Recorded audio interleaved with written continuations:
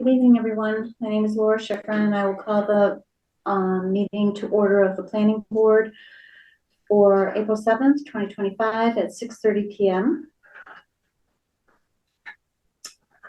Okay, I don't think we have anybody. Could I have a roll call vote? I meant to ask Beth if she heard from Robert. Carol Hofstas present. Lance McNally present. And Laura Schifrin present. Would you all join me in the pledge of allegiance? Oh, and in comes Robert and Beth. Join me in the pledge of allegiance, please. To the flag of the United States of America and to the republic for which it stands, one nation, under God, indivisible, with liberty and justice for all. I'd like to thank all of our veterans and our current military serving here and wherever, along with our first responders and their families.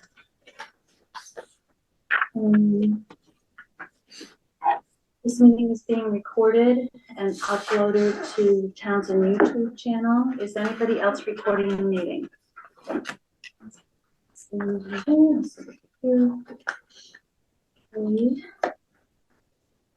And the meeting minutes of March 17th were sent to us for review. Do I have a motion? Motion to accept. Second.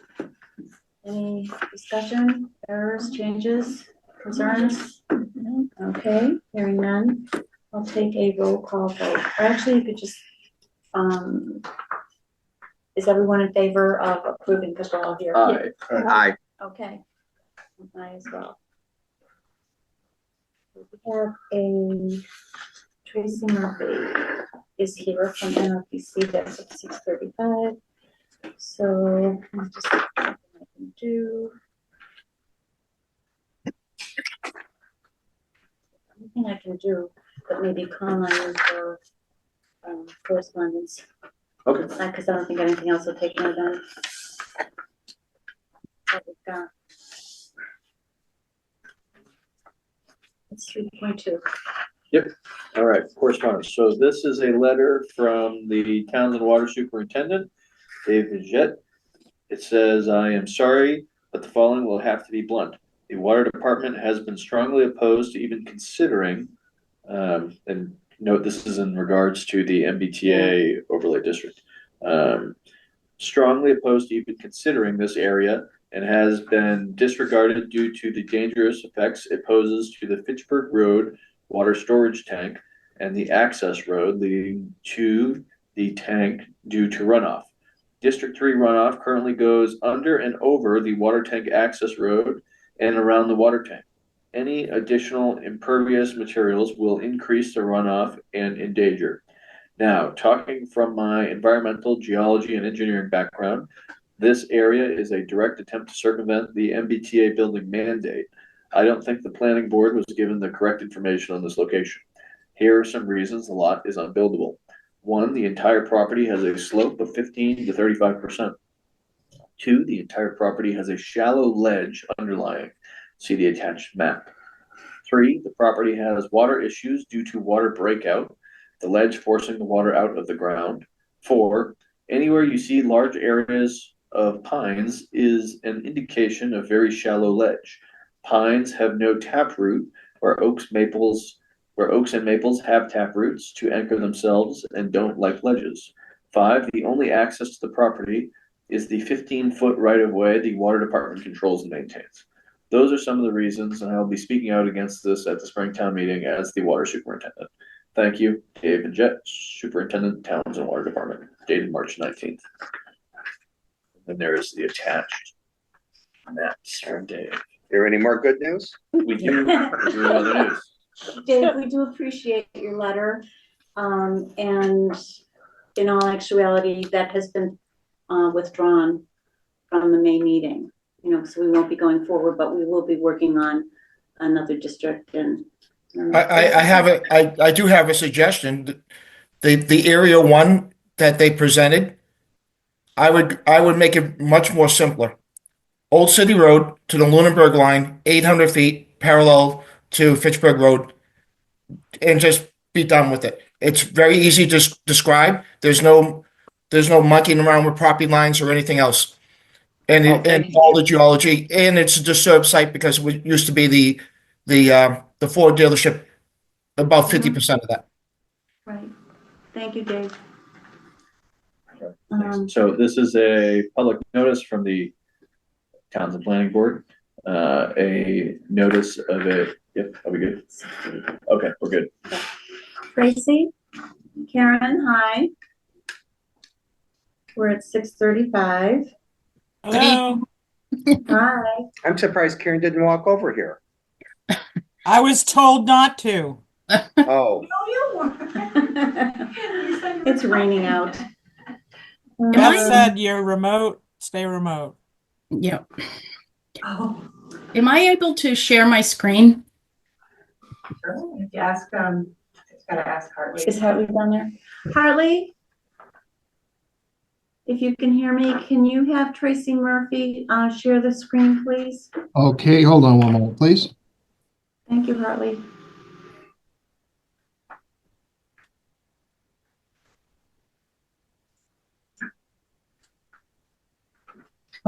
And let's see. Okay. And it's mainly just to as a framework to discuss tonight. If I can share here.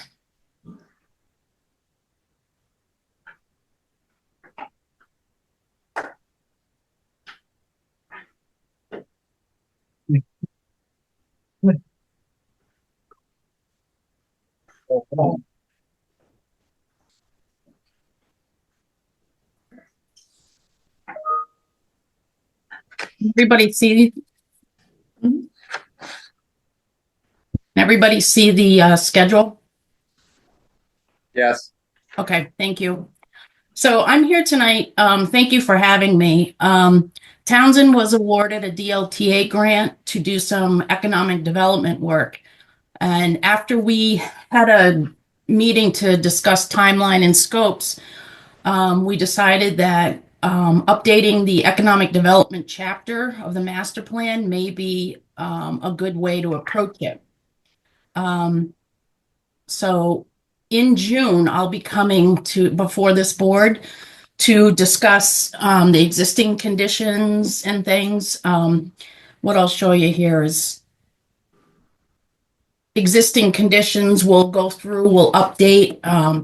You'll see median income is a 22% increase from 2017. Property values are a 23% across the board. And these are just me starting. I'm just getting started. Townsend cost burden, housing cost burden, we're seeing this pretty much across the board as well.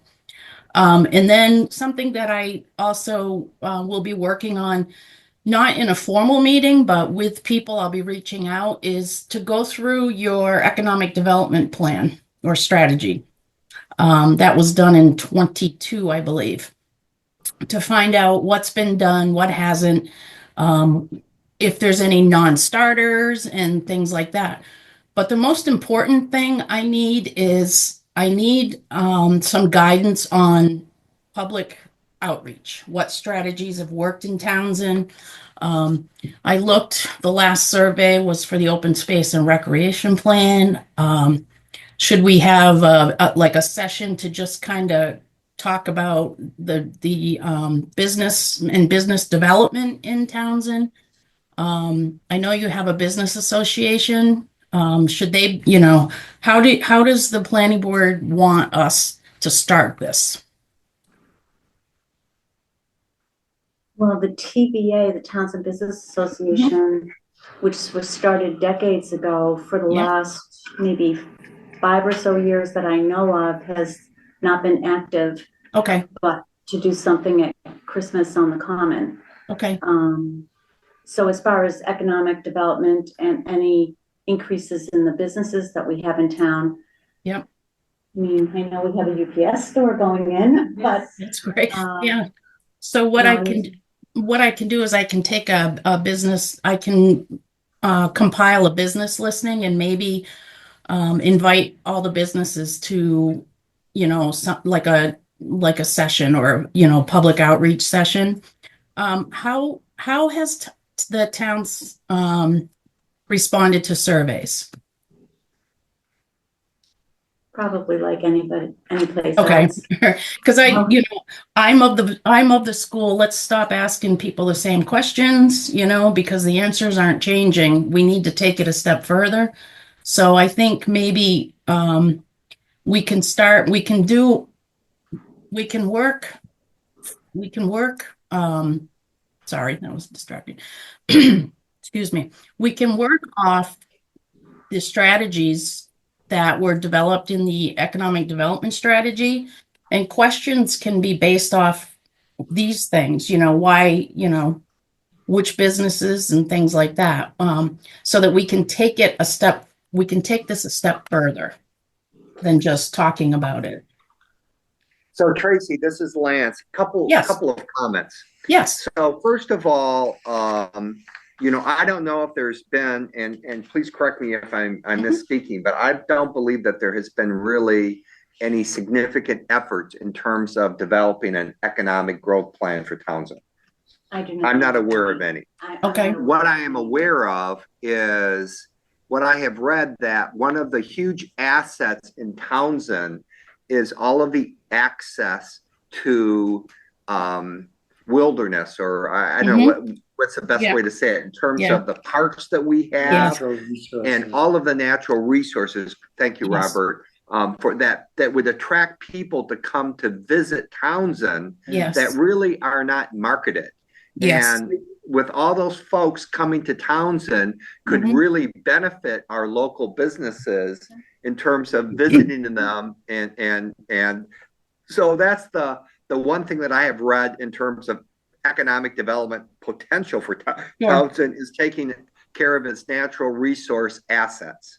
Yes. The second thing that I will say in terms of getting feedback, and I remember when Karen Chapman helped us with this, is a community forum where actually you advertise it, and then the folks that are really interested in this, and we had an excellent turnout with the one that Karen had organized in terms of, what should the planning board be doing, or what do you want the future of Townsend?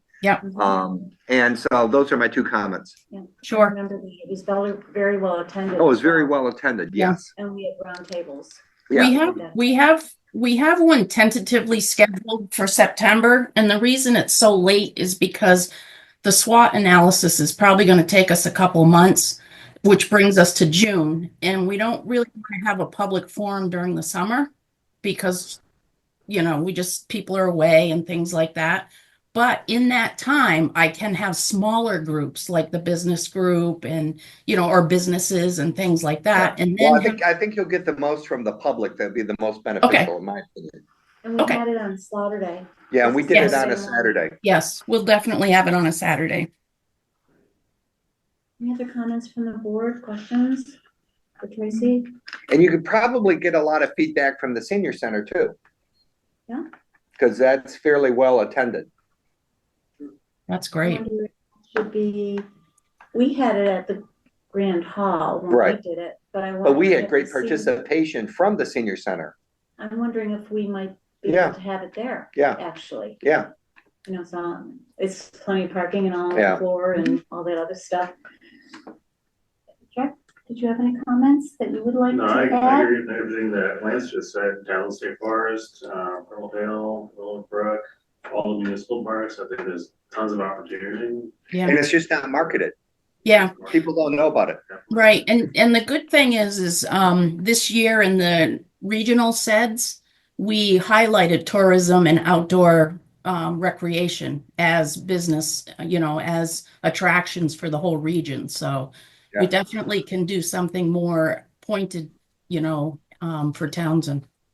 And then something that leverages the Indian, what's the art center? Oh, the Groton Hill? Yeah. Groton Hill, yeah. I think we should explore some of the historic sites we have in town and be promoted. I mean, you go in the harbor and those structures is Mhm. not even being utilized at all. Yeah. And so Townsend has some pretty, interesting historic structures. Yeah. And so I think in terms of a lot of people are interested in history and culture. Sure.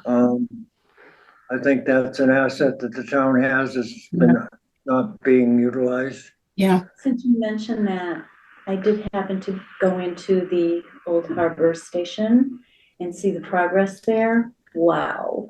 Really? Wow. Oh my God. I think once that's all set up, and it's not that far away, it's just getting it organized What, now. the old fire station? Mhm. Yeah, that's just gorgeous. What Yeah. about the center fire station? What's happening with that? Anything?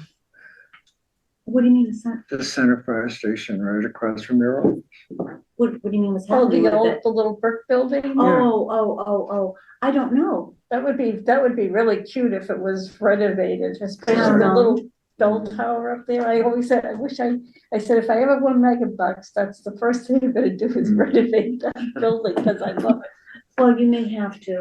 I know. Because our other major donor is, Yeah, I know. so we've been very fortunate with all the Well, we ones should that we each got. buy you a ticket then. Yeah. Okay. Oh, Yeah, I'm sorry. go ahead, Could I ask a Nancy. question? Other than the trail map that MRPC has put out, is there any other maps in Townsend that has, like you were just saying, your historic spots and your parks and things like that?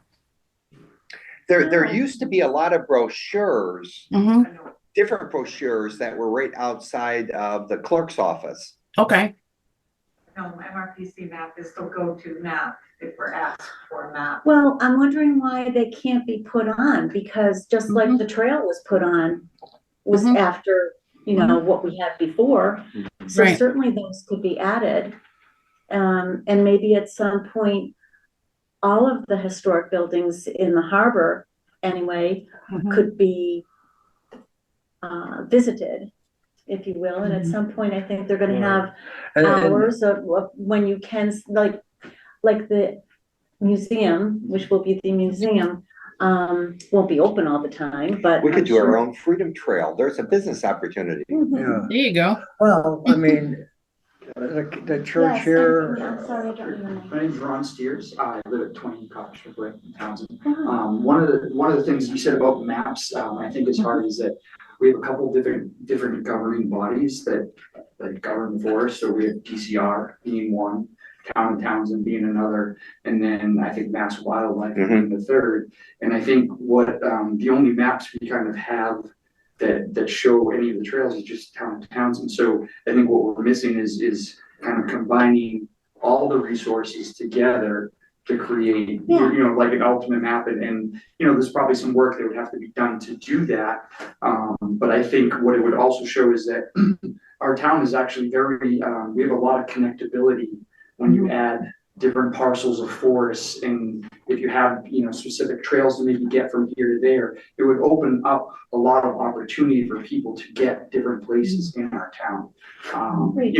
We have a river that runs through our town that makes it hard in certain spots, but we are very accessible when you connect a lot of these different plots of land. So if we could focus on something like that, like Francis said, in outdoors, I think it would be very beneficial. Is Yeah. that something that NRPC could do? Well, I have Karen somewhere, but what we can do is go ahead, Karen, you got your hand up. Go ahead, Karen. I see Thank your you. hand. I was just going to say that we made all the maps for the master plan in 2022, so there should be maps of all of that stuff. And there may even be an inventory of historic and cultural assets in the historic and cultural chapter. Okay. I know the Townsend Historical website has a nice array of the buildings as well, if you need to look at something. Well, if those are already established, how hard would that be to put into one? I don't think it'd be hard at all. I don't think it's going to be difficult. A couple of clicks. Yeah, I don't think it's going to be hard at all. Couple of clicks. I like that, a couple of clicks. Yep. Okay. Yeah. Yeah. No, Progress.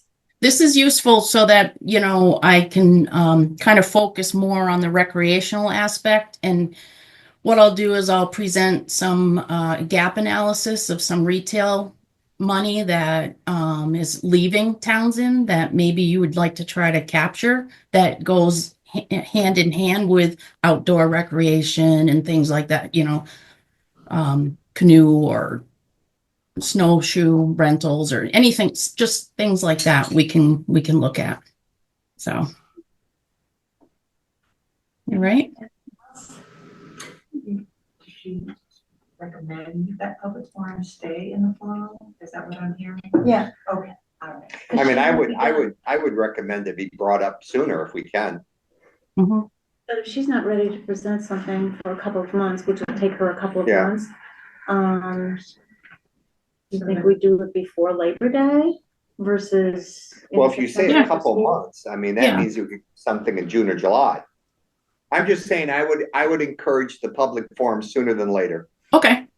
All right. What do you think? I think that sounds great. I do wanna, I guess I'll put myself out there. If there's a fairly active biking community in the local area, you can probably get 20, 30 people Biking? biking. Yeah, Yeah, I know a lot I'm of a people that mountain bike biker, so or I runner. know many other mountain bikers that would be more than happy to help or. yeah, that would be good. That'd be great. Sure. So when I come back to this board, I think the schedule was June, beginning you of said- June. I think that's just, let me check. Yeah, again. get back up. We don't have copies, so. Tracy, maybe you can link up, you know, we have some pretty successful antique shops Yeah, in West Townsend. Yeah. So if we can connect those with a historic kind of map, I think that can be promoted as well. Yeah. I mean, if we become more known as a destination Mhm. off-season, Mhm. you know, for tourism and, Well, and even Antique leaf peepers, shopping. even the fall. yeah. Yeah. yeah, right. Yeah. Especially with the antique shops you throw in and all of the natural resources. Right.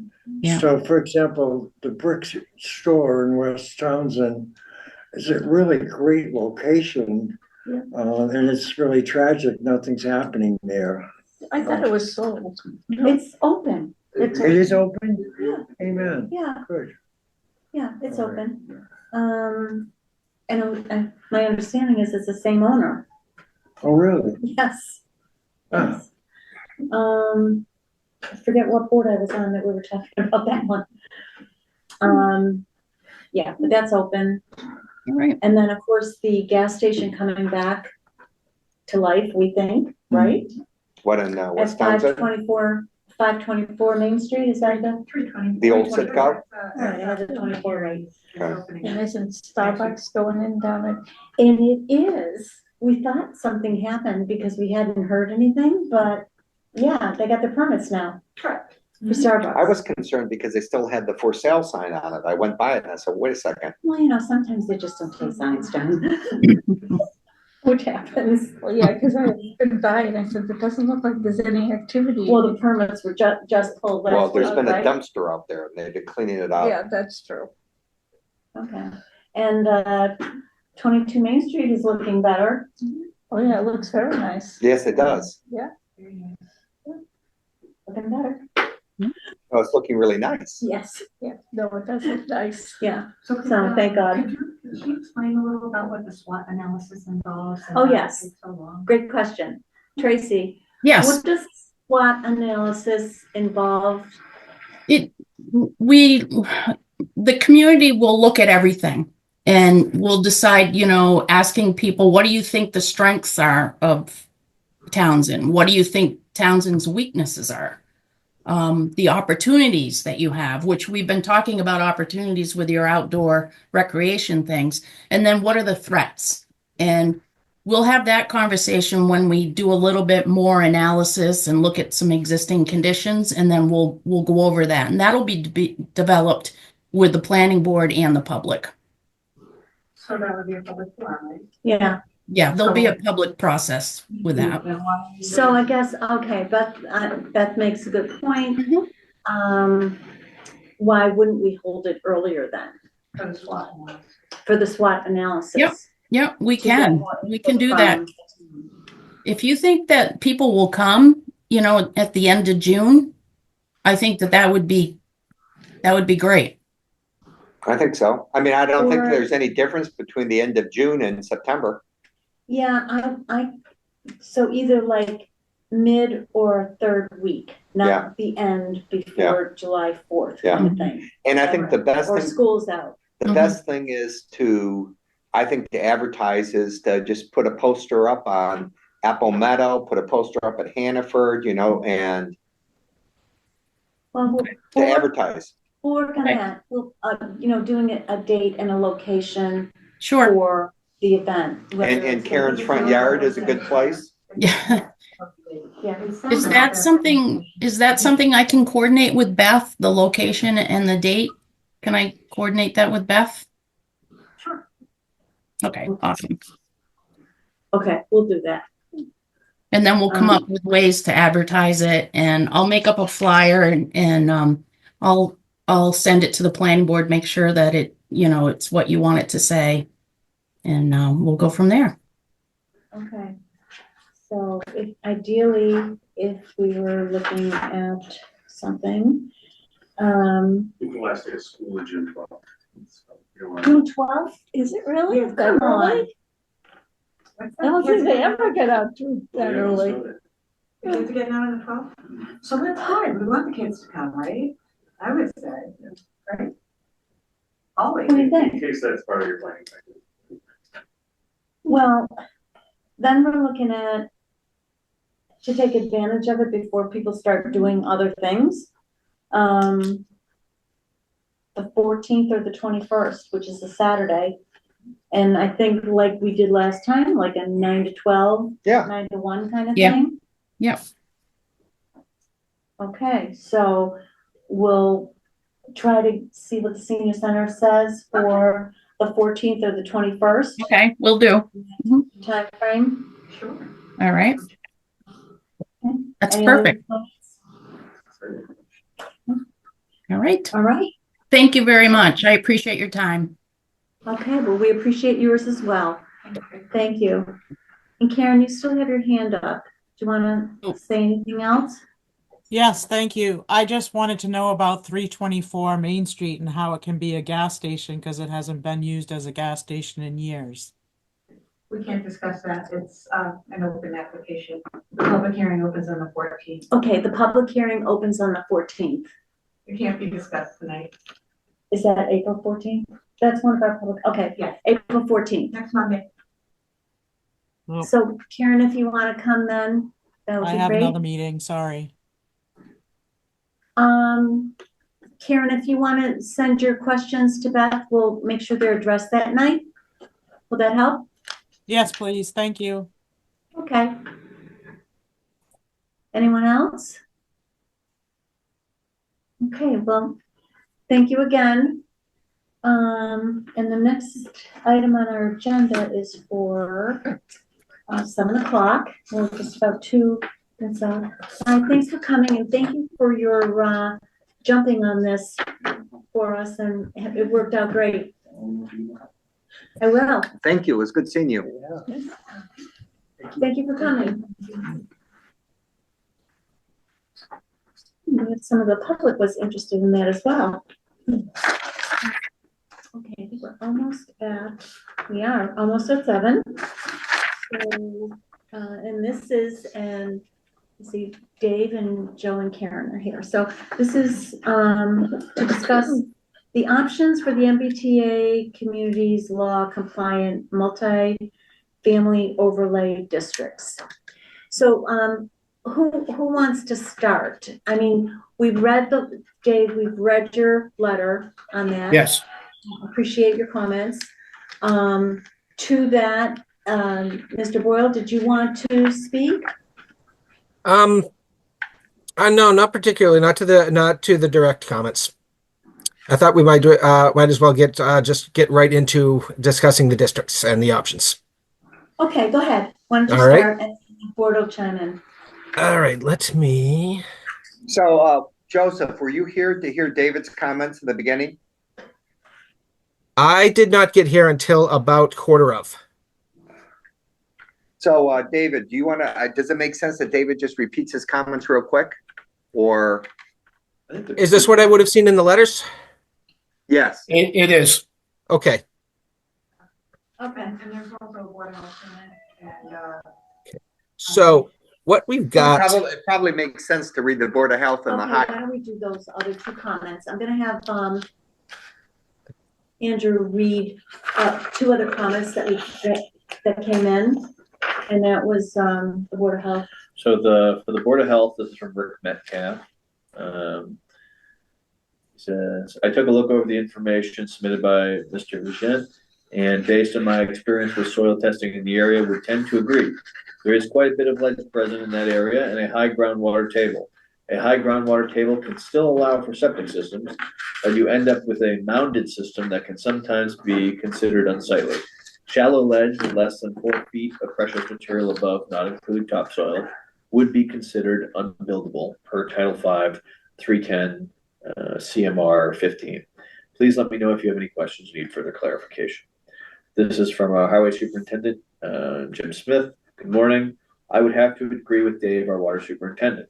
Any additional stormwater runoff with any pollutants from construction and thereafter that may enter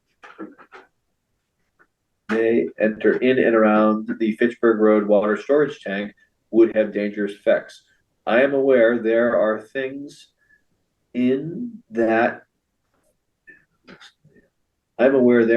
that could be put in place, like storm scepter treatment devices that remove pollutants, but I assume this could get very costly.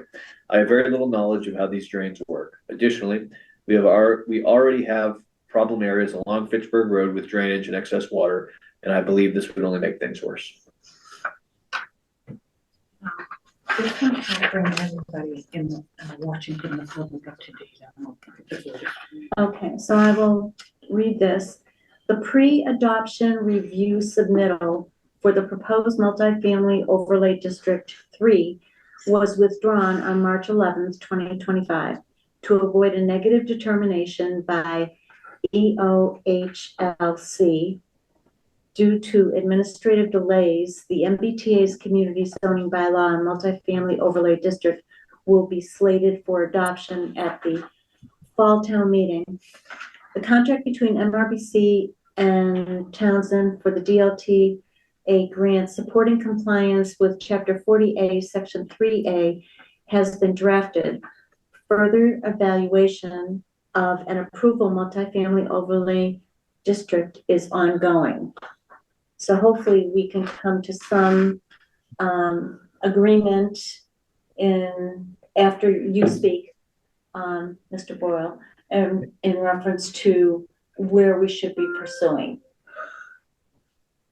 So in addition to the problems that different departments here had with the back lot configuration on the district we were looking at on Fitchburg Road, we also received feedback from the state that they're not looking to approve districts that have landlocked parcels like that. It's the fee, and I'm sure you all remember the last report on this, and it seemed to they had left open some possibilities of ways of possibly making it work. Subsequent contact with them has made it pretty clear that they are not looking, that it's unlikely to be able to get approval on that. And in addition, if you remember, the reason for including the big back lot like that was the strategy of the oversized district with a district cap. We have also gotten feedback from them in another community that they are only looking to approve oversized districts with a cap in situations where communities are selecting single lot districts, where they're choosing one large parcel. So for both of those reasons, The basic strategy and thinking that went into selecting this this large district with the big back lot really doesn't make sense anymore. So I have prepared a presentation. If I can share, looks like I can. Let's talk about the. So Joseph, have you taken into consideration the recommendation by David about dropping the back lot? No, about another proposed area. About other proposed areas. I have David had a particular area that he proposed. Oh, I'm not sure if that's the same as what we were talking about before. Should I pause and Dave? No, go through it. Go through it. Okay. So, as you recall, requirements for the zoning district in Townsend, 350 with your 5% of 3,566 housing units. We need a minimum unit capacity of 178. There is no minimum land area, and your compliance date is November 31st. So in 2023, when I came on board with this project, there were 3 potential sites under configuration. District 1 was the outlying commercial district near the town line, it was in that district. District 2 was behind that on Old City Road, and District 3 is basically the area that we've still been discussing up on Fitchburg Road. It was actually at that time looking even larger. District 2 was eliminated fairly early, with its only access being off of Old City Road and not really having enough room there to have 2 widely separated entrances. It was decided that it would be a bad idea to for up to 178 units to have only the one potential access through that. And so the board had been looking at variations of District 1 and District 3. Later, and then after discussions between those two, the board had decided to lean towards District 3, up some variation in District 3. So these were the District 1 options. If you remember, we went through 4 of them. We didn't need the entirety of this parcel that was in the outlying commercial district. It's drawn over a portion of that lot. And so we decided to come up with options for taking a portion of it. Option 1.1 was simply to cut it in half, commercial towards the bottom, and have the overlay district take up the northern portion. Other options, though, were to create more of a flag type of shape with a pushing the residential towards the rear so that the commercial could be towards the front, and then having a flag going back so that there could be the 2 separate entrances, and so that there could be direct access out onto Route 13. And there's different varieties of that were run through the compliance model. There was some discussion initially talking out here about the option of doing what's called a mandatory mixed use, where communities can require commercial on the first floor. Protecting some of the commercial potential out here was considered important, but the mandatory mixed use is only allowed in existing business districts to preserve where there's already walkable mixed use. So these were the compliance model results for these districts, with the different showing the final unit capacities and the densities coming in right about where we needed them. So it is possible to do that if that's what the board wanted. But the board went in a different direction, and we came up with, I'm calling this here option 2. This is the current one, Fitchburg Road with the back lot. It's an oversized design. It was designed, the thinking behind it was that it would be an oversized lot with a unit cap. And now we're not going to be doing unit caps anymore. So that basic concept needs to be rethought. 2 of the parcels are landlocked. this is unlikely to be considered compliant. And so, this is what it modeled out to. It had the unit cap that limited what the compliance model results were to 180 units, but the zoning parameters on their own without the unit cap would have allowed up to 340 units. Now, that's not very realistic because of the development constraints on so much of the parcel, but it gives you a sense of how oversized it is. So what I have brought tonight to look at, I'm sorry, just one moment,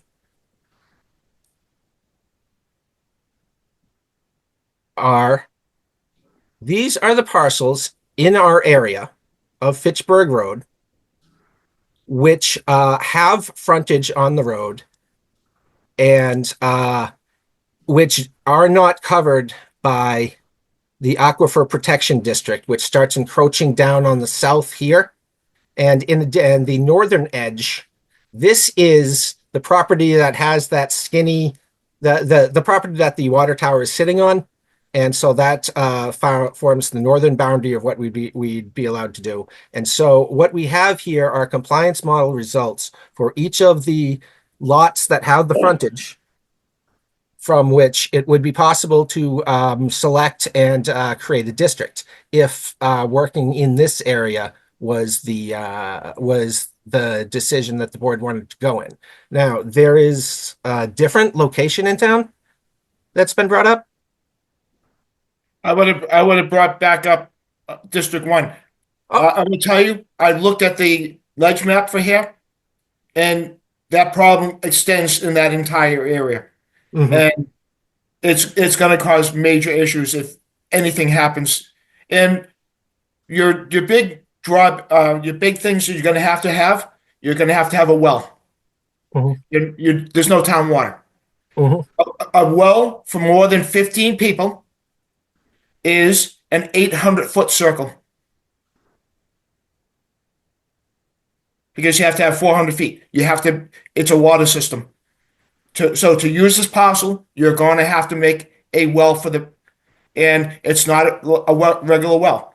It's an 800-foot circle. Mm-hmm. So yeah, the well requirements in it, like the septic requirements, because it isn't because this isn't going to be on septic, make the development potential of this property much lower than what it comes out on the compliance model. It makes it zero. I'm going to tell you right now. I know the laws. You are not getting a well to feed those people at that high of an elevation. Well, whereas there are already units there, I don't think the final number would ultimately end up at zero. But yes, there are a lot of constraints that in town with water and sewer create an awful lot of constraints. That is one of the reasons why the bylaw was also written to create a small lot, single and two family option, because this density at multifamily, like you're talking about, may be economically infeasible. And the bylaw was written with that understanding that development is constrained. And so in order to provide flexibility so that there would be an actual development potential, not just a theoretical one. So David, it was written to allow two and one family homes on lots of, the zoning minimum is 6,000, but the realistic minimum would be the land that they need for their septic in order to provide for on-site septic. Did Joseph consider the lot that you recommended? So just so you know, I totally disagree with the analysis on this, because a house lot well is 100-foot circumference. There's a big difference between 15 people or more having a 800-foot diameter circle. Here's two proposals, very simple. If you want one with water lines, the water lines is you go from Highland Road, 800 foot on the corner of Highland and Wallace Hill, 800 foot from Wallace Hill, from Highland to Spalding. done. There's a big farm field there. There's a water line running right through the farm field at a 45-degree angle. That's one. Going back to the one for the old Ford dealership, Old City Road to Lunenburg line, 800 feet from Fitchburg, and you're done.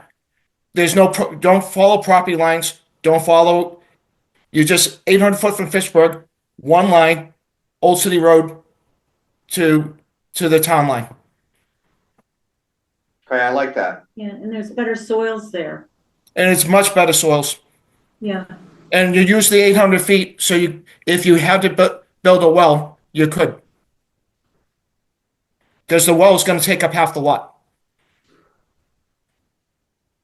I don't know, that just seems to make more sense. I It mean, we does. did discuss that a lot, going through the process.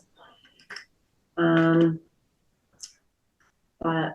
If you're going to build up there, you have to consider a well because there's no town water. Yeah. And the well is, you have to meet DEP standards, which is from any point from the well, you must control it. So it's about 6 to 7 acres. So, Yeah, but Mr. Vigian, I just want to make sure you understand. Under the MBTA Communities Act, these restrictions imposed by the requirements for sewer, imposed by the requirements for water, them bringing the development potential of the property below what it theoretically says through the compliance analysis, that's perfectly legitimate. The law is written with that understanding that in places that don't have the infrastructure, the town is required to allow multifamily up to 15 units per acre, but it probably isn't going to be realistic, and something less than that is likely to be built. That wouldn't knock the town out of compliance. Well, I totally disagree with you because About the MBTA Communities Act? You're putting housing laws, single family housing laws, in a development law. They're not the same. Yes, I can put five single family homes easily in that area, but when you're talking about anything that's more than 15 people, or it's 15 units or 25 people, you come under a totally different set of laws. Okay. And you can't use what the Board of Health, this is, because they don't have a say in this. It's Mass DEP that has a say in it. And by doing it any other way, you must at least give a chance for it to succeed, even though it most likely won't. Because it's going to be, drilling a well is going to cost someone $1 million. So Dave, in that piece that's on the Lunenburg line, yes, you're talking about the same piece on Fitchburg Road. Yes. Is sandy soil, okay? I thought there had been talks of you bringing town water and connecting with Lunenburg. There's a possibility because Lunenburg wants to buy water from Townsend. And there's a chance that the water lines will go by there. Okay, so I think that makes that more Attractive. desirable, yes, because, and we talked about this before, because this isn't going to happen tomorrow. No, it's not going to happen tomorrow. This development, I know, I'll get her.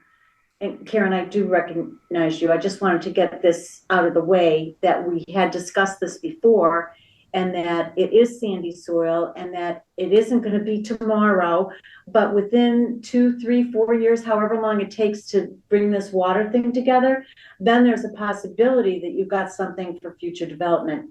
Correct. And you're not deceiving, if you will, anybody about what you're doing, kind of thing. Karen, is your hand up and you'd like to say something? Yes, thank you, Madam Chair. I just want to reiterate what Joe was saying, that the MBTA Communities Act requires you to zone. It does not require you to build, and it doesn't require you to take into consideration septic and water or wetlands. Well, it may not So require you you to do that, but we have to do that. You Our don't. area has to do that. Excuse me. First of all, when we first started this committee worked very effortlessly trying to find areas of the town that we could accommodate this. It's the state itself that mandates. It all has to be concentrated in one area. Okay? The high density cannot be distributed anywhere else. It's the state itself that wants the best location in terms of economics to do this without any assistance. So I would think when we listen to commentary about, well, the state probably won't accept that, or the state probably won't accept this, they're the ones themselves that have created the criteria. And all along, we were told that'll be a developer's problem. They have to meet with the health department. They'll have to meet with the water department. They'll have to meet the requirements of the town. But now, on the 11th hour, oh no, that's not necessarily true. We won't accept that. So I'm really frustrated because the state itself has created a criteria that we're mandated on, and then we try to deliver on that criteria, and they say, well, I don't think that'll be approved. So what are we wasting our time for? I'm very upset about this whole thing, and the state's not there helping anybody. And so we're supposed to give them the best piece of land in Townsend to accommodate this because, oh, we have ledge over here, or we have a water aquifer here, or we have something else over there. When we originally started this, I felt, well, you know, this could be achievable. We could break this up in certain parts of our town where the density wouldn't be as enormous and have such direct impact on one specific part of town, which made sense. It's easier to accommodate 30 houses in one location than it is 175. Yeah, but let me interject here. So whatever we do, we're going to have to bring it towards our town. Mm-hmm. It's our town that's going to vote on it. And our town citizens are probably not going to approve a zoning area that is not feasible. And that's what David's point was, that you're going to have the water department recommending that the citizens of our town do not support this zoning because it's not buildable, regardless of what the state says. I'm just talking about our town. And so I think that I'm very encouraged that Dave has come up with another option. But there is an argument, Lance. There is an argument here that what was said is all the burden on this community is to provide the zoning. But I'm telling you, our community will not provide zoning on an unbuildable lot. I don't know that. Oh, I think that when you have the folks like Dave that are going to speak in opposition to something like this, it's not going to pass. Well, for people that don't want it to begin with, we think that's great. Okay. Right. If you can't, if it's not buildable, then you're not going to get the density, and then you don't have to have it. Well, all along, we thought this would be the burden of the developer, and it is not. It is the burden of the It town. is. Well, it is the burden of the developer. Well, we have opposing discussion on that. You know, that's what I'm pointing out. You and I say it was the town only is obligated to provide it, and it's the burden of the developer to do whatever is necessary to make it work. Yep. But Right. we're having arguments on the other side that says, well, the town won't approve it because it won't work. So Okay, I'm gonna reel everybody in.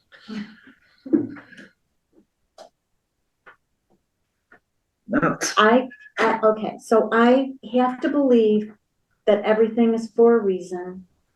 And even though we didn't like spending 18 months coming up with 3 districts and then deciding on one, which was least developable. And originally we were told that the state won't care, it'll do what needs to be done, and then we're told, no, they're not gonna approve it because. So my suggestion, and you guys can decide which way we go here, is to go back to one of the ones that I think was our favorites to begin with, is District 1. It's in Townsend, it has potential for water, it is sandy soil, and it's on the edge of town, it's gonna be part of almost Lunenburg. And that in order to comply with the MBTA multifamily zoning here, for district, local, technical, whatever, for the MBTA Communities Act, that we consider going back to what we were talking about before. Well, there's wetlands there, so it may not be buildable there either, so. Well, But that's the part you can put a well on. Parcel. Dave, what were you saying? That's the wetlands you can include as part of the well part. If that's what it needed. I would also stay away from the back entrance on Old City because it's a very thin road and you don't want any more traffic on that road. Keep it on 13. Keep it where there's no opposition. If it's not buildable, it's not buildable. But the thing is, you're going to have safety issues with putting anything on Old City Road. Keep it on Route 13. Keep it where the traffic can go in safely because it's a nice straightaway. And if someone wants to build it, if the water department doesn't put a water line in there, or if they have to extend it, it's on them to extend the water line. This is more of a challenge for smaller rural towns like ours. I don't than it is disagree. for a city. Yeah, sure. And so, because it's more of a challenge, I think the state's got to make some concessions here. Okay, so no, we're not gonna waste time on thinking they're gonna do that. The issue with the state saying no had nothing to do with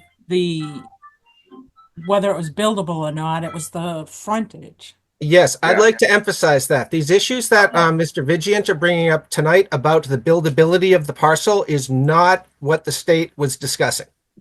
Okay. Now this issue of how buildable is the parcel and how buildable does the planning board want the district that they choose, is that choosing a district that is maximally buildable, that was not been a criteria that we've been going through so far. If it was, I would have recommended the District 1. It is definitely the easiest built. It's the topography, the soils. If what you are going for is to see your MBTA district actually get built out with housing, and a good deal of that housing actually being multifamily housing and rental housing, then I agree, certainly District 1 is the most buildable site. But also that's also commercial, so it's mixed use. It's right? That is now a commercial district. Putting a multifamily overlay district on top of it would mean that the owner has rights under both laws. He has all of his commercial rights under the underlying zoning, plus he has these residential development rights as well. It's also mixed use in the sense that, as we had analyzed it before, we weren't taking up the entire lot. Part of it would be the multifamily overlay district and housing allowed, but part of it wouldn't and would still just be the commercial district, and thereby preserving the economic potential that way.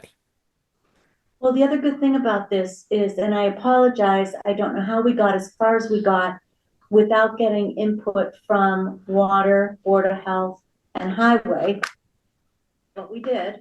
I can tell you why. I was part of the meetings early, and then I was dropped out of it when they changed. We had, Okay. I originally picked a whole bunch of different lots. We went through them all. We picked them, and then all of a sudden, I was out. All right, and it wasn't that way intentionally, Dave, so. And we I didn't do just want- that. What I want to say is that we know that that is a district that will be supported by Water, Board of Health, and Highway. Correct. And those three supports alone should be a factor of using that as an overlay district.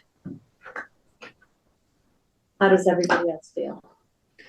I believe that we should move forward with District 1. I do too. I'm okay with it.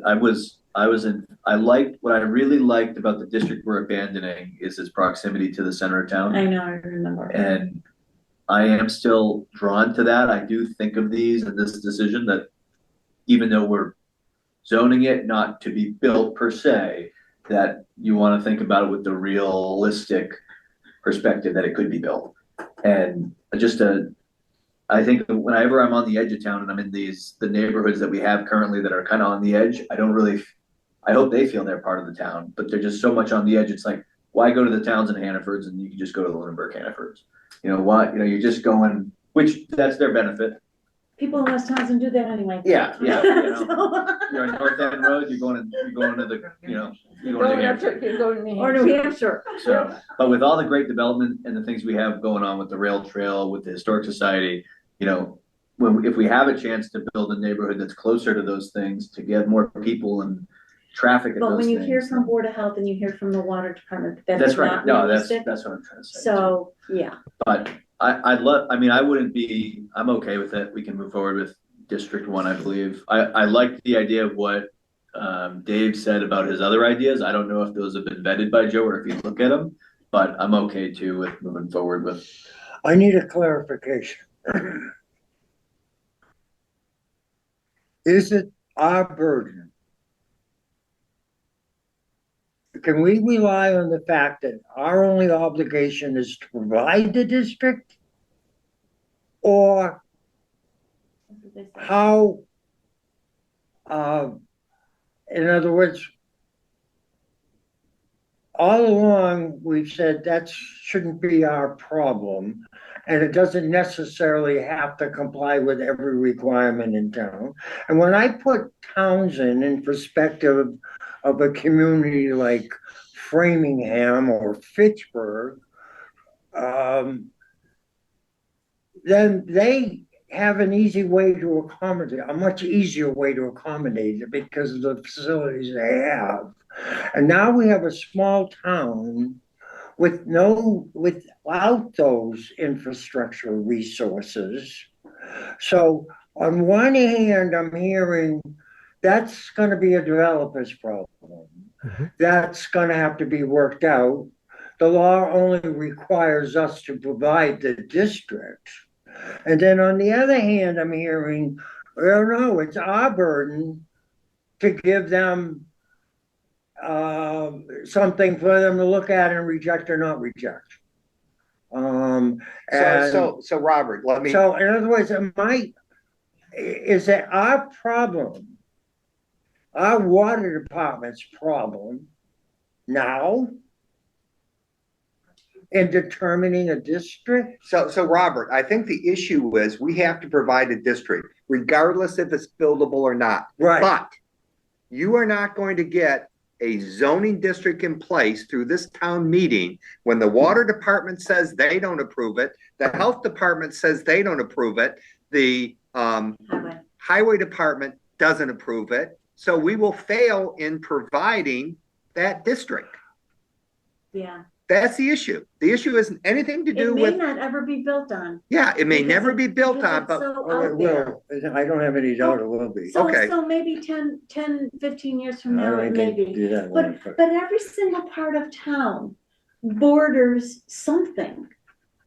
You're at one end of town or the other end of town or the north end or the south end.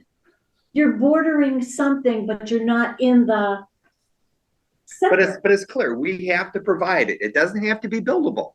We have to provide it, but providing it means that our town will vote for it.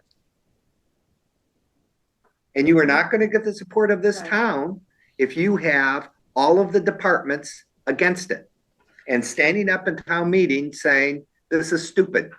And then that makes us look stupid. 'Cause we And knew I it think to there was begin some with. It's your town, you know, I'm like beyond this. Okay, all right, Robert. Mr. Doyle, And I think there was I think there was some recognition that you didn't want to just adopt a paper district and just meet the minimum all along. The adoption of the small lot single family and the small lot two family option to give the developer the two different paths, that was about actually making the provision of housing realistic and not just meeting paper requirements. So you know, I think we have been thinking along those lines to through this. We haven't tried to maximize the development potential, but but I don't think it was ever your intention to try to sneak one through that wasn't really buildable. No, it wasn't. No. And the previous comments about the communities out on the edge of town, maybe or maybe not feeling like they were part of town. If that's a concern, I can tell you that having the potential for mixed use by laying this over a commercial district, you know, the possibility of commercial businesses near homes, that creates community. So if that's something you think about, that's an argument for District 1.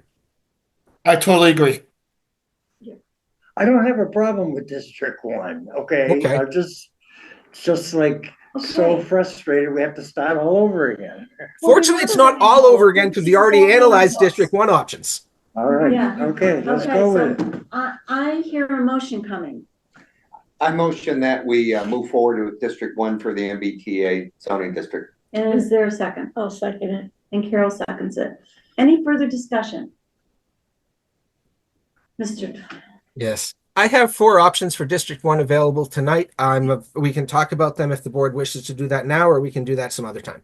I think you guys picked one in the past. I thought they. Okay, why don't you just go over the 4 again? Okay, because- all right. Let me get there and share, make sure I'm on the right page. Okay.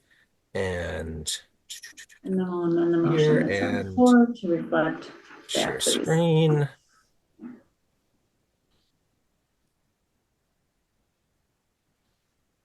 All right. No. All right. So this is what we're looking at. Districts 1, 1, 1, 1, 2, 1, 3, and 1, 1, 1, 1, 2, 1, 2A, and 1, 3. 1, 1 was splitting the lot in half. North is residential and south is commercial. I think that the other options, the flag lot options, at the time when the board was considering this, you seem to like those more. The purpose of the flag lot options is to maximize the commercial development potential. It's more important to have the commercial up next to busy Fitchburg Road. That actually helps commercial, whereas it's not particularly helpful for residential. So we're trying to lay it out that way. Now, 1, 2, and 1, 2A show the flagpole on the flag lot at a width of 100 feet. That was chosen. The thinking there was a right-of-way plus a row of houses. We've still got the small lot single and 2 in this bylaw, so perhaps that would be a road with homes along, single or 2 family homes along one side, going back to opening up something larger. District 3A, the flagpole part is 100 meters wide. Okay, so a little over 300 feet wide. This allows for more development potential up front here. Instead of just one row of houses. One thing I can tell you is that the District 1, 2 as drawn with the 100-foot did not come out with the number of units we needed, so we need to go to something more like District 1, 2A anyway, meaning encroaching a little more into what we were talking about is the commercial part of this district. So that was pretty much where we are. And I believe Beth distributed to the board the memo that I had written at the time discussing these. If anyone has I don't know, if you want to take this up or handle this tonight, or just take this as a reminder and ponder it going forward. Okay, just a moment. I'd like to go around the table. When you look at that, which are you drawn to? Well, I first of all would probably, before I made my decision, it'd be nice to get some input from the various water department, health department, traffic department. But I mean, all of that, I'm more apt for probably a 1.1. Really? Okay. Carol? I was gonna go with the 1.2A since he said would meet the criteria for the housing units. Okay. Robert?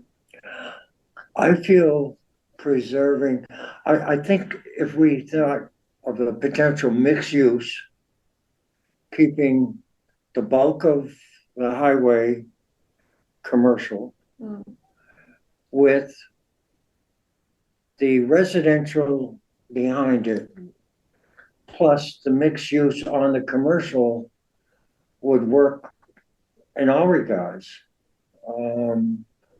And we don't want to encourage more driveways on Route 13. So having a roadway to access the rear or 2 access points.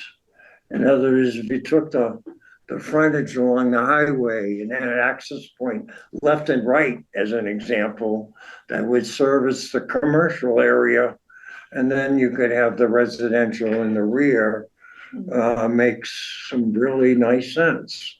I am concerned though, because even though currently there is not a lot of demand for commercial use in this town, the potential could come on another day. And so close So to I 2A, really yes. don't want to not have, I want to preserve as much commercial real estate as possible. I agree with you. Andrew? It'd be something, I think what Lance said too about making sure that Dave's feedback and the health department and the highway department is included, but it'd be something to the effect of a 1.2A or a 1.3, something where we are, preserving that commercial area. Yep. So I think originally I liked the look of 1.3. I just like the look of it better. I don't like that narrow driveway. But if it can be a little bit wider, just a little, because that's the one, 1.2A is the one that leaves the most frontage. And you take what you need for the development. The 1.2 didn't work because you couldn't get enough. Yeah, 1.2 is just a little bit too small. We got to put a little bit more land. Think of it this way. We got to put a little bit more land to 1.2. So do we do that by making the flagpole wider, or do we do that by bringing the line between commercial and residential a little closer to Fitchburg Road? What do you have I think the point earlier about minimizing driveways on Route 13, that would militate towards keeping a narrower yes. So flagpole. How wide is the flagpole? The skinny one is 100 feet and the fat one is 100 meters. And it can be anything in between. All right, 1.3 is 100 meters, 1.2 and 1.28 look like 100 feet. 100 feet. So Dave, do you have any comments on those 4 options? I'm supportive of all of them. Okay. I figured that because we're just looking at frontage on Fitchburg Road. Their comments mostly have to do with the topography, sand. If that's not going to change, the frontage isn't going to change, and the highway is going to love it. Yeah. So.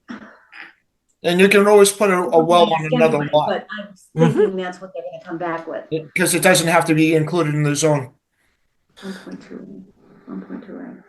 It doesn't have to be, if you put a well lot, you can put it on the adjacent lot and you don't have to zone it. Okay, well, I'm hearing, we had a motion to approve District 1, and now I hear it being amended to District 1.2A. I please don't. These are just examples of what can be done. I'm not asking you to choose one from among these, but I provide these examples to show you the types of choices that you might need to make. Well, It's like skinnier access versus wider access. I'm hearing clearly you think it would be better to have the skinnier access. Yes. And because you're making that decision, that means that we'd probably go more towards something like 1.2A, which pulls the line a little bit closer to Fitchburg Road there in order to maintain the access at just 100 feet instead of being wider. But what I'd really like to hear from you would be most painful is hearing principles that you want me to use as I go about designing the final version of this. What do you mean by Skinnier access road is one of them. Just discuss the general objectives. I thought we were done with that in Veronis. No, that's what he's saying. Okay. All right. Yeah. So I mean, if there's feedback that any of you would like to give me on how to go about making the final shape here, let me know. So we can come up with a final proposal. Joe, could we So do anything what like we- a horseshoe? So what we discussed was mixed-use commercial on the frontage, residential in the rear. Right, yeah. So with We all those heard that. parameters, he's gonna come up with some actual configurations. Okay. Andrew has a comment. I think it was something Dave mentioned earlier, having more access to the site would be beneficial. Like Dave talked about, going on and off on 13. Is there, could you do a horseshoe? Could you have the big block in the middle? I don't know. Could you have another leg come down onto 13? A skinny leg on the bottom side of 1.2A, or would that be? But that's 100 feet wide. So, if you put a 24-foot 23-foot driveway in, which is 11 and a half foot lane, which is state construction, you're not using most of it. And you can have a nice landscape. And 100 feet is more than enough that you need. And that would be your main entrance. And then you leave like a fire road in the back for the fire department. The width of 100 feet is there to envisioning a road and a row of homes along it. 100 feet I would make it a little wider then if you're gonna put it and also remember we've got this compliance model we have to work with, and if we make that too skinny and make it just skinny enough to be the road with nothing along it, then that thing will measure out as being no units buildable there, and it'll give us compliance model problems. I have a question. Mhm. If we just designate that district with those parameters, why do we have to worry about the development of the lot right now? That would be whatever a developer is gonna propose Right. for what he wants to put in there. Can I answer? I don't think we have to involve ourselves Yep. with roads. Yep. Personally. Yep. The answer there is it's worth thinking a little bit about what development is likely in order to avoid bad stuff. In order Okay. to avoid what? Bad To stuff. avoid bad stuff. For instance, if there was this is why District 2 was eliminated, because it would have only had access off Old City Road. And what would be built there? Up to 178 units with one access with in and out. We didn't think that was a particularly good idea. It's worth thinking about these things. The question about the horseshoe, yes, that would be legal. We could do that. I would offer the caveat that having a second leg coming down and breaking the commercial up there would actually interfere with the development potential more than you'd think just based on the square footage, because it would be bifurcating it. That's if the residential gets built first and that's taken out and isn't available there for development under the underlying commercial zoning, that could have a possibility to have a greater impact. It is good to have two accesses. In the memo that I wrote about this, I mentioned that it would have a second access on Old City Road. It wouldn't be dependent on its access on Old City Road. And just thinking about where people in your town, where people go in your town and where people here would go, I think it's very likely that the road out to Route 13 would be much more heavily used. But this would have a second means of access without having to do that.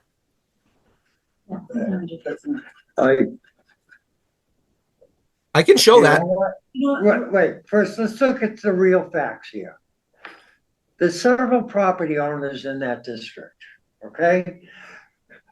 We're all assuming somebody's gonna buy all that land and develop it, when in reality, there are many lots there. And to concern ourselves with how, I mean, a developer could decide he could put it all in one building, 5 stories tall and 300 feet long, all right? We can't project how he's going to invest in that property. So I don't think it's even, all we have to do is say, okay, we'll allow mixed use. We intend to have residential in the back, commercial in the front, develop it, period. I don't think we have to get into all this conversation. I mean, we're on a state highway. The state mandates how many curb cuts you're gonna have in a distance. So for us to project how that's gonna be built may not be anywhere near what's gonna happen. I agree with you. I agree with you. So let's just make the district, Option one. put the options available and let them deal with it. Okay, Karen, your hand is up. Do you need to speak? Yes, thank you. I think Okay. I've forgotten what I was going to say. Yeah, I Oh, understand. it's one big lot. Ooh. So when you decide what the zone is going to be, will you have it surveyed? How will you describe it?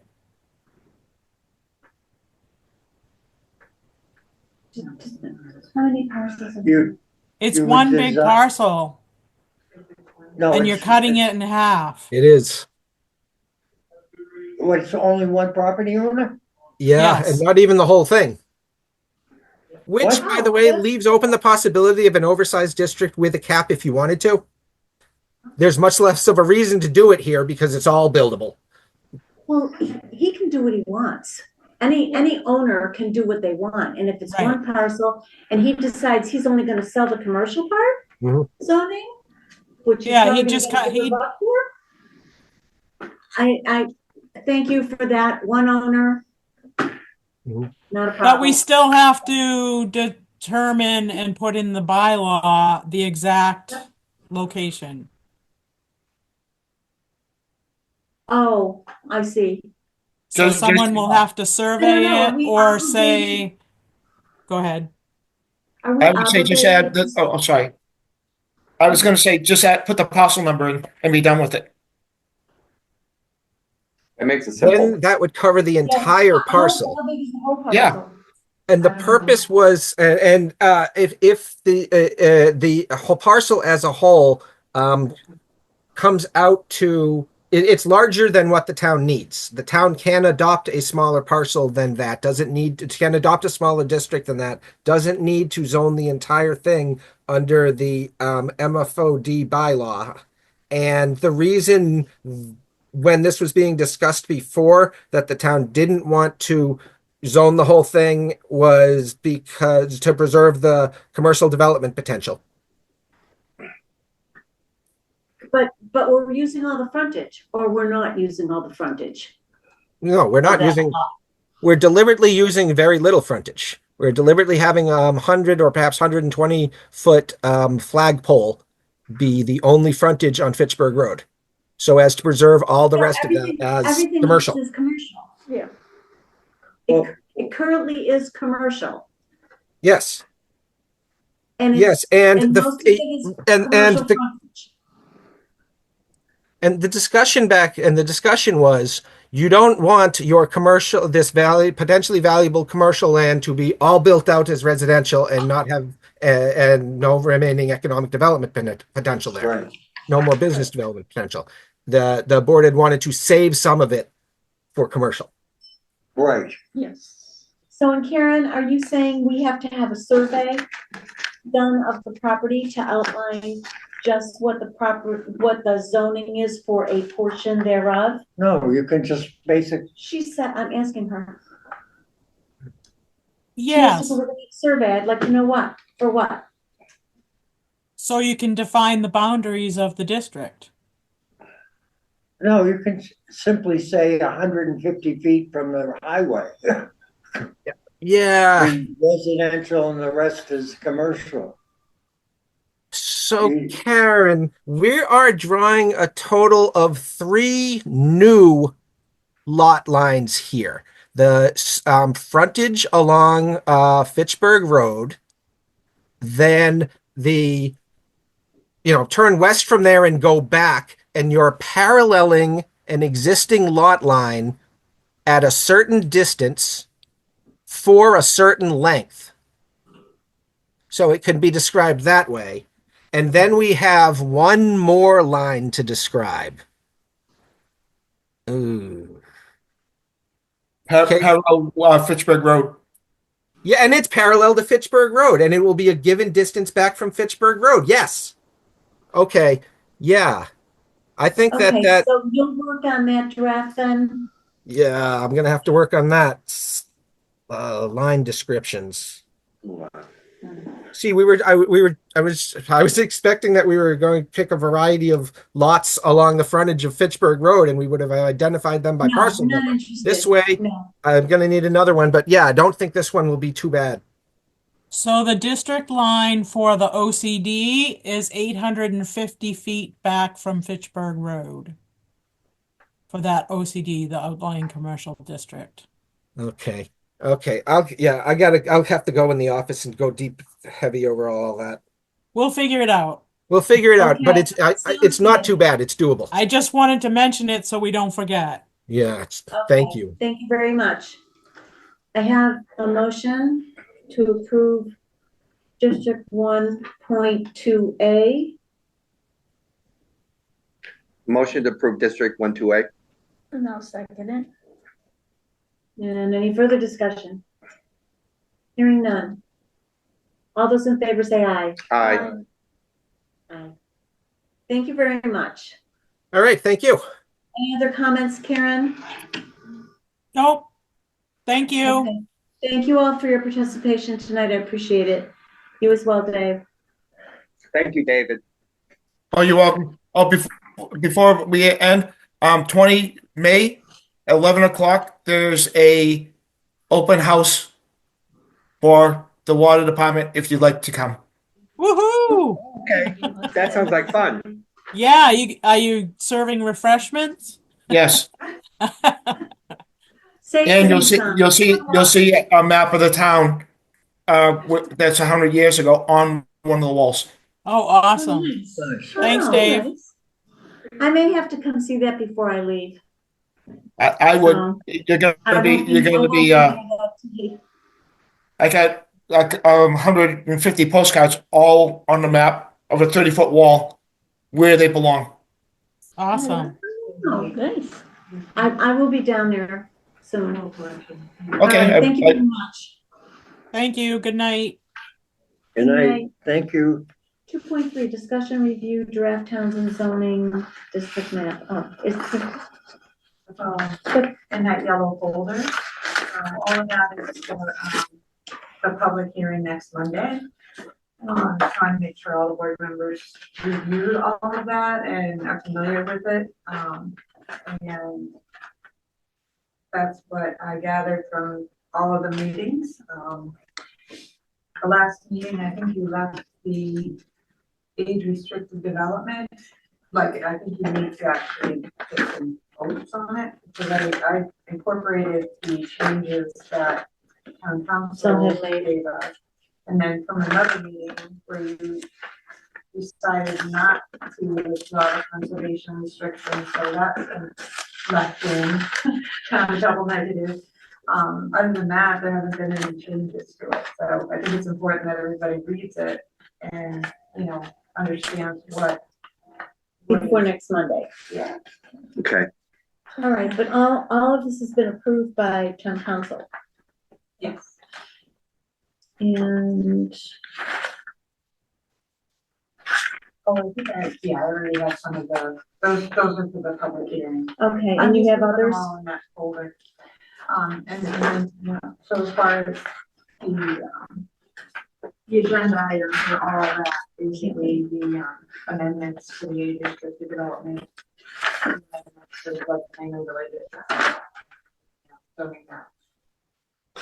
Okay. So in 2.3, just wanted to update the board. I had talked to town council about the zoning map and how to adopt it. Remember the flood map? Yeah, the issues of repealing old maps. It turns out that we can adopt it. If town meeting approves it, and it can go in as a standalone map because it has the new floodplain district on it. That's effective July 8th. So right, that's the way it's going to be presented, and it'll go right into the bylaw, and nothing will have to come out. So that's what. so it will go in as the most recent, therefore it supersedes all the others. No, it's going to go in as a separate zoning map. So your zoning map that was created in 1989 is all throughout the code, and it was really hard to pull all of that out. So this one, because it has the floodplain district on it, that's how it's being introduced. Just like there are maps of the wells for the water department.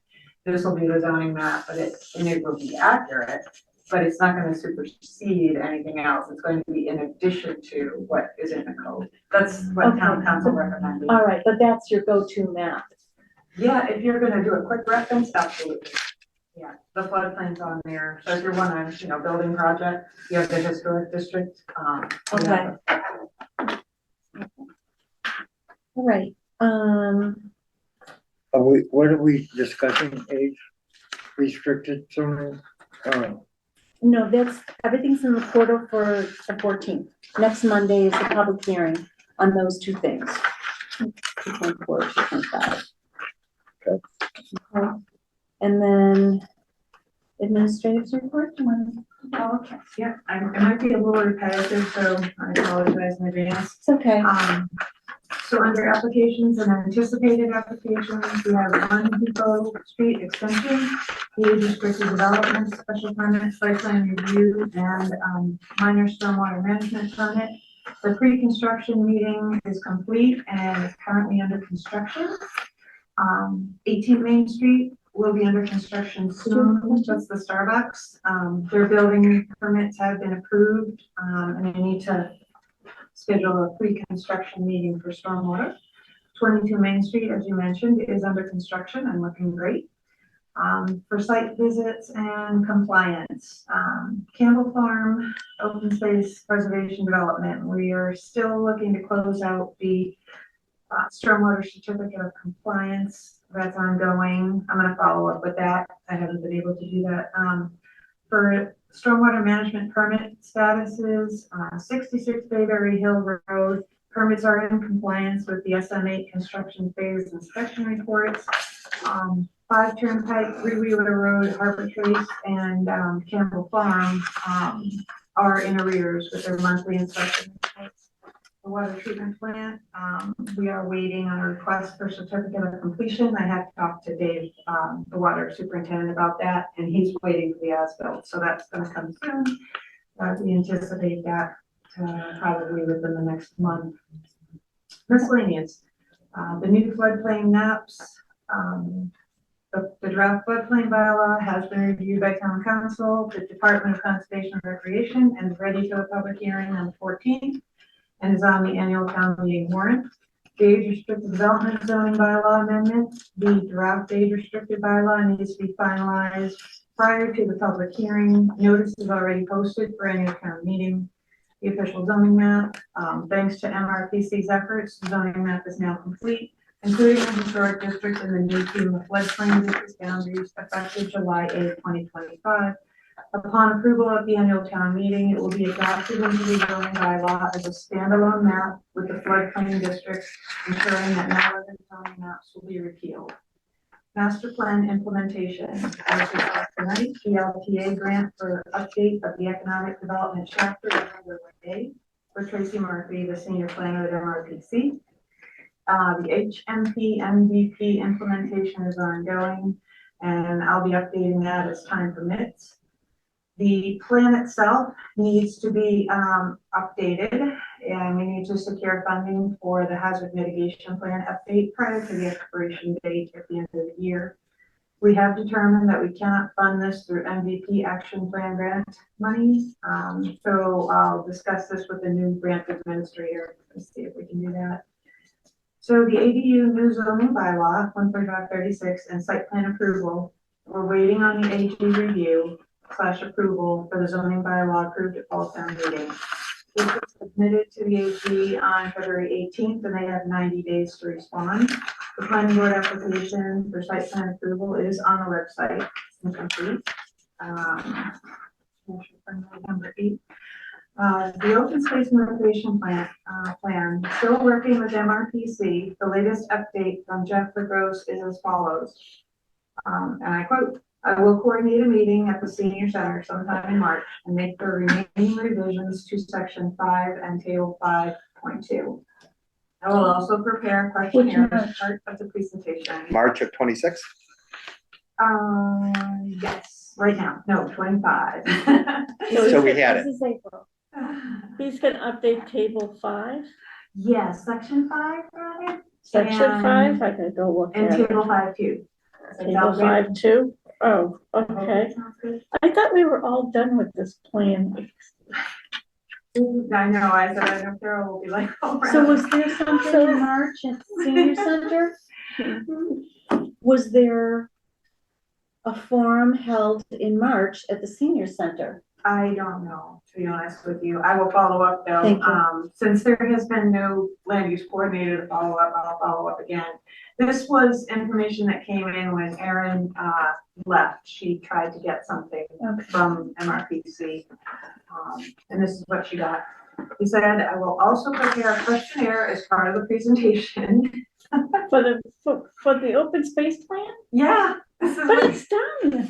It was contingently approved by the state. I thought it was I know, conditionally approved. Well, okay, it was conditionally approved by the state because they were waiting on the 80, whatever, the handicap, ADU, not ADU, the handicap section, what is that? The ADA. ADA, yes, I knew it was something. Also, They were waiting for the ADA, which we submitted, which, Jessica, at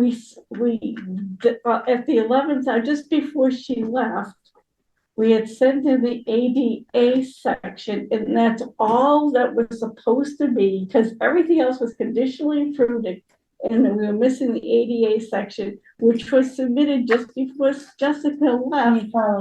yeah, And that's not what I'm seeing, unfortunately. I know. because this means I gotta, I think half this my has to do committee with members are gone. Environmental justice. I think he forgot to do the environmental justice part of the whole thing. That's what I'm guessing, because when you think about it, he Don't said get it's to coordinate a meeting. Don't get me started. Good thing you don't have a firearm. He said he's gonna reach out- You're he right. said, I will reach out to Beth and Nelson once a date has been set for their help hosting and promoting the presentation and questionnaire. I anticipate the plan will be ready for resubmission in April. Just shoot me down. Just shoot me down, please.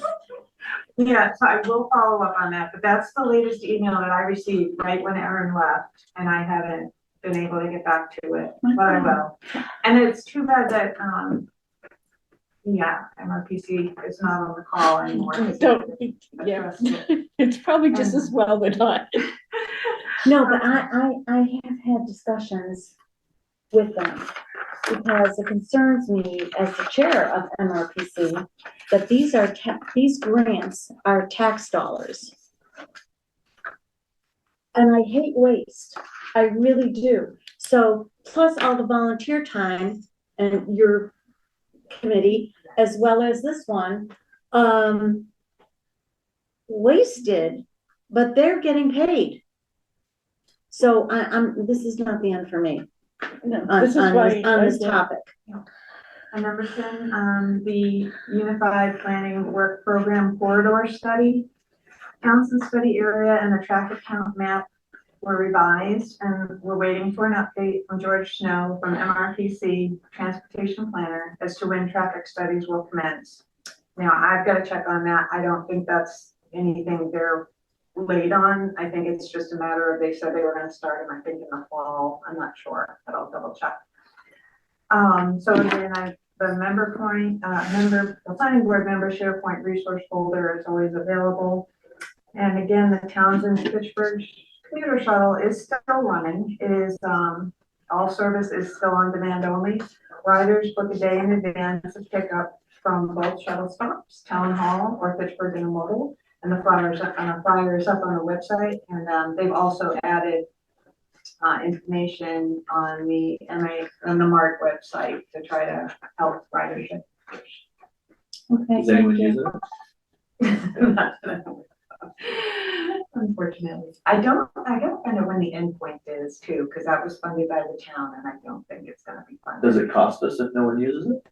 No. No. Oh, yes, I'm sorry. It was in last year's budget, so it was a service that was paid for. So that's it. It was supplemented by grant. Well, now they even though it's available on demand, I thought they paid.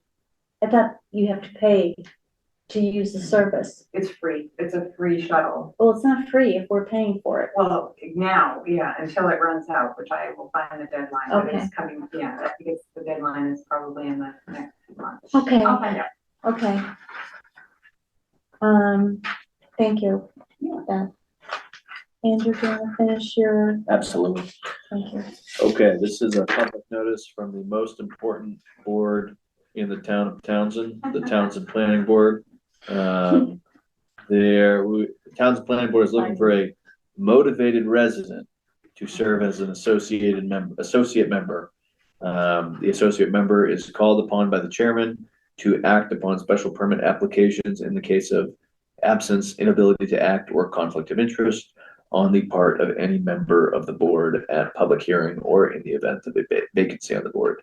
The associate member is appointed annually at a joint meeting of the planning board and the board of selectmen by majority vote of the members present. Emma's got both her hands up. So to that point, I want to say again that there's going to be 2 vacancies to be voted on if people want to get written in, and I am going to write some people in that are here. And I suggest that we support only because nobody's running, and just because of what you just read regarding the associate position, you need a supermajority to approve certain permits. And you need a full board. I feel very fortunate that the last few years we've had a full board.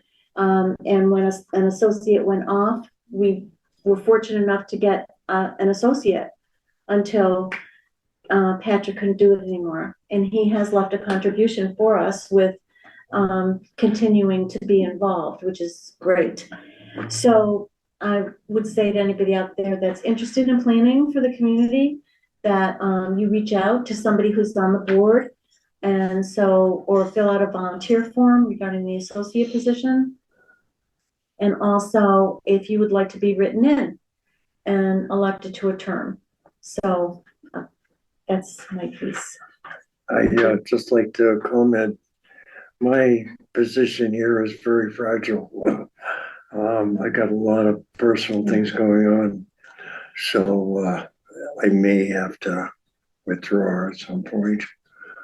Not to make this worse than it is. Hopefully Uh, not sooner rather than later, so, right, so, but I appreciate your so we position need to get more people. involved. We do. Thank you, Robert. Yeah. Go ahead. Again, okay, this is another notice from the Townsend Planning Board. This is the legal notice for the public hearing next Monday, April 14th. Here in the Selectmen Chambers, also available online. This broadly, without reading the whole thing, is about the maps for the floodplain district. Is that all it is? And the age restricted development bylaw. Those are the two things we're having public hearing on. We also have the select board liaison assignments for 2025, which will be changing soon. Well, God willing. Fair enough. The Honorable Selectwoman Lori Schifrin is our liaison. That's gonna continue. I will still continue being your liaison. We do have, I did read through this. I don't know exactly what it relates to for the planning board, but this is the select board tomorrow's meeting agenda. Oh, yeah, I just put that in FYI. Okay. Yep. So everybody should look at the select board meeting agenda as you should look at it every time they meet for good measure. Yeah. This is a notice from the Town of Shirley Zoning Board of Appeals. This is for a public hearing, 7 p.m. Monday, May 5th at their town hall, submitted by Jeffrey Dusty of 206R Great Road in Shirley. It is hearing for a variance per section 3.6.2C4 of the protective zoning bylaws relating to minimum rear yard setback, 50 feet. The parcel is located at Parker and Great Road in Shirley. It is in the North Shirley Village Business District. Here we have a notice of decision from the town of Lunenburg, stormwater management permit. Let's see, the application purpose was construction of five multifamily dwelling units with driveways and associated features for stormwater management purposes. Map 78, parcels 70, 71, 72, 66, and 73. The applicant was Redbird Construction, Inc., 497 Lancaster Street in Leominster.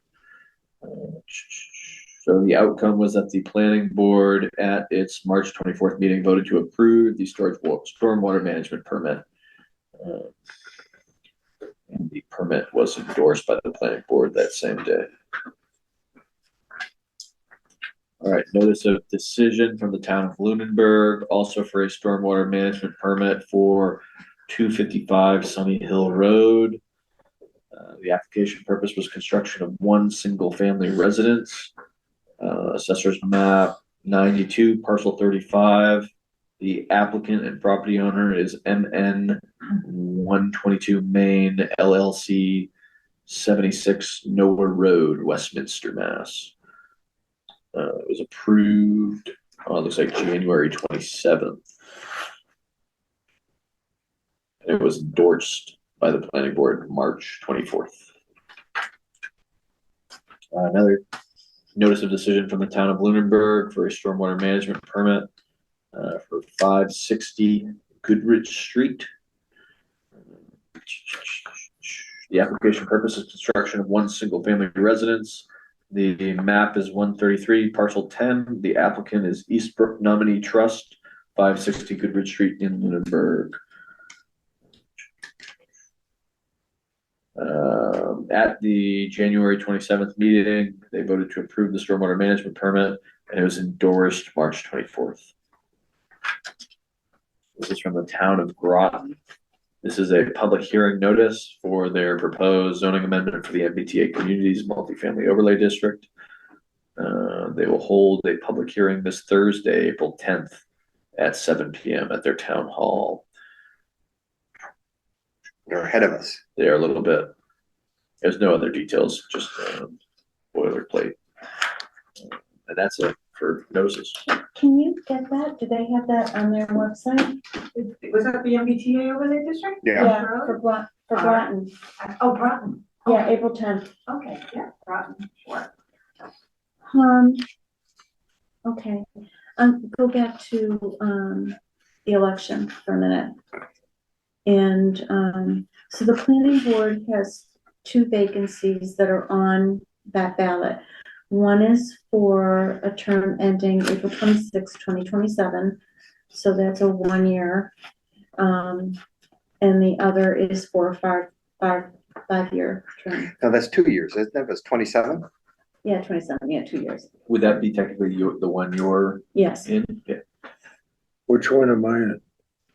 you're still on. You got 5 more years. No. Your seat's Good not luck, up. guys.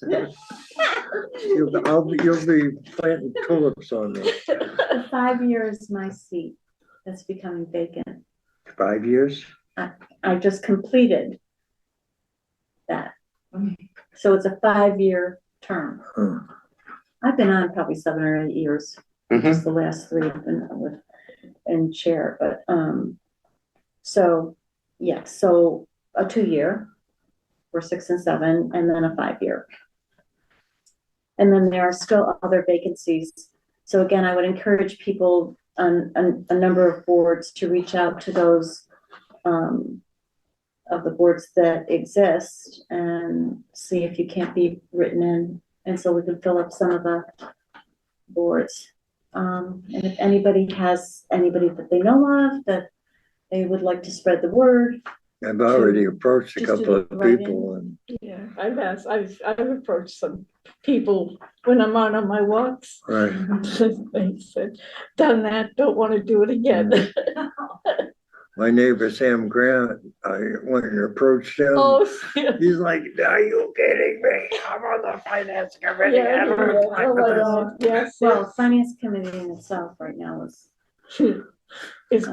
being, Huh? yeah, penance. The finance committee is like doing penance. Doing penance? That's what he thinks? Yeah, I can No, understand that. I'm on the board with them. I know you are. Yeah, I don't empathy you at all. well, Carol's on a few different things. All right, so our next meeting is next Monday, April 14th. And then May 5th. You meet the night before annual? May 5th? Can't be. Yeah, May 5th, May 19th. So we don't have anything in April after the 14th for planning. Correct. Oh, okay. And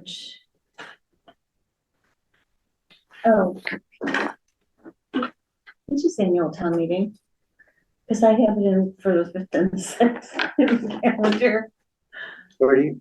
Annual. Annual town meeting? May 6th.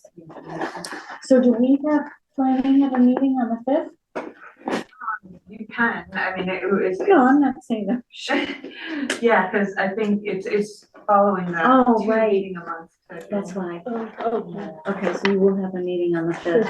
They're not here. On May 5th? On May 5th, and it'll be an organizational meeting because it'll be the first meeting after the election. I don't anticipate I'll be present. Oh, that's right. Okay, so you'll have to meet the week after.